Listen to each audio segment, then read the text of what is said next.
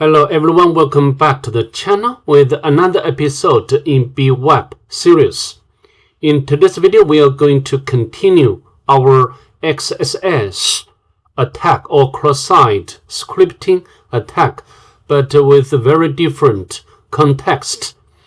To be honest, I don't think you can follow the other guys walk through to complete this bug. You will know what I mean, okay? Before we go ahead, if you don't mind, please subscribe to my channel and give this video a thumbs up. It really helps the channel grow. So now let's head over to Linux VM to start. Let me log in to or access bWAPP.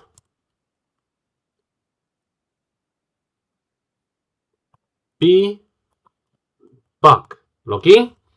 The first is to choose the bug, what we are going to do in this video.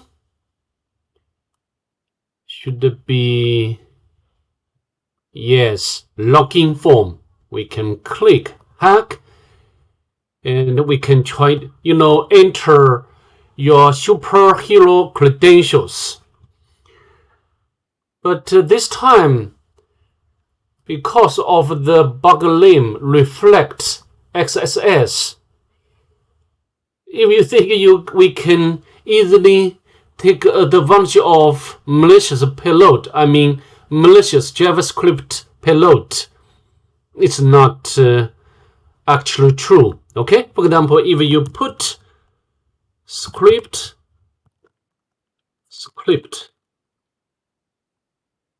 and alert, okay, login, and we get the error invalid credentials. If you input B and the bug, you will also get the same error or information or message invalid credentials. Okay, and to complete this bug, I think it would be wiser to look at its source code. Okay, so here, I think you can know at the back end is running my circle, and here this line is to construct SQL query. So I think possibly, this is vulnerable to SQL injection. Let me go back to Linux. So for example, I'd like to use the yo-yo payload for SQL injection. Okay. Anything and login. And this time we got something different. Welcome, Neil. How are you today? Your secret is this one. So this means we have already bypassed authentication. Unfortunately, at this point, we didn't execute or we didn't exploit the XSS reflect. Reflect means what we input should be reflect on the page. But this time, although we have already bypassed authentication, this is not what we want. We cannot stop here. So how to do? I think we need to know how many columns. First, we can use this one, order or by like 5 and dash space and anything, login. And we got the error unknown column 5 in the order clause. So we can reduce this number of columns, order by 4 and anything. Okay, login. Invalid credentials. So this simply means there are 4 columns in total. Next, we can take advantage of ulim select. Okay, so how to do? Ulim select 1, 2, 3, 4 and anything in the password field, and login. Yeah, indeed. So select have a different number of columns. Maybe I can construct payload here.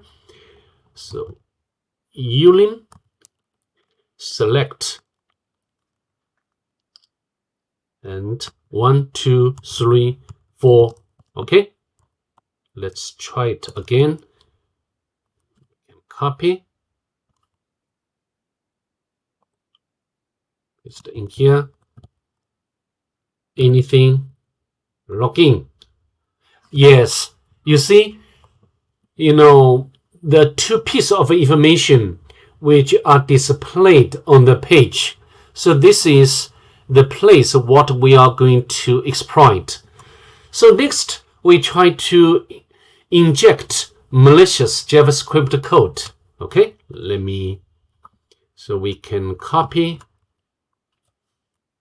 and we can try to put, what's wrong? And we can, so the 2 and 4, and we can like alert 1. Okay, let me copy and put in here, space, login. Alert 1. This is, sorry, I forgot to put the script. My bad. Script. So, application looks at this as string. Okay, so now let me copy the payload one more time. Login, and we can get our JavaScript code executed. Fantastic. Okay, if you want, you can get or retrieve the cookie, document cookie. We can copy and put here, space, login, and then we can get or retrieve cookie of current session, which is very dangerous. With that being said, that's pretty much it. I'd like to see you in the next one. Bye. Have a good day. Peace.